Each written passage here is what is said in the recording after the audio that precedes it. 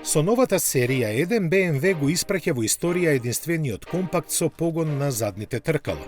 Кај третата генерација на баварскиот атлет, тоа е најважната новост која привлекува големо внимание од љубителите на марката. Архитектурата е унапредена верзија на она од Mini и X7 и со право инженерите на BMW се горди на неа. Полесна и компатибилна е со електричните погонски групи. Дебитираше во новиот хеджбек, обезбедувајќи му повеќе простор, не само заради попречно сместениот мотор и недостатокот на централен тунел за карданското вратило. Серијата 1 сепак ќе биде на располагање и во верзии со погон на сите тркала, кој ќе ги унапреди перформансите. За нив сепак најмногу ќе бидат заслужни моторите со 3 и 4 цилиндри и работна зафатнина од 1,5 до 2 литри.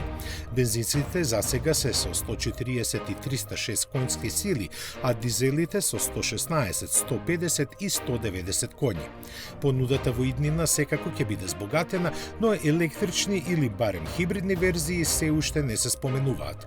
Третата генерација на серијата 1 ќе биде на располагање само со 5 врати, затоа и ја опишуваат како практична. Од Минхен додаваат уште дека е зголемен и багажникот, чија врата се отвора електрично. Натрешноста е модернизирана, а надворешноста делува некако веќе видено. Главно заради сличностите со X2.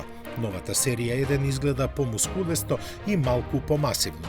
Бубрезите на маската како да поминале третман со стероиди, а светлата се диагонално поставени. Задниот дел е изразито полут, а тркалата нарасна до 19 инчи. Иновативни технологии има доста и од нив се издвојува системот против продлизгување превземен од електричниот i3.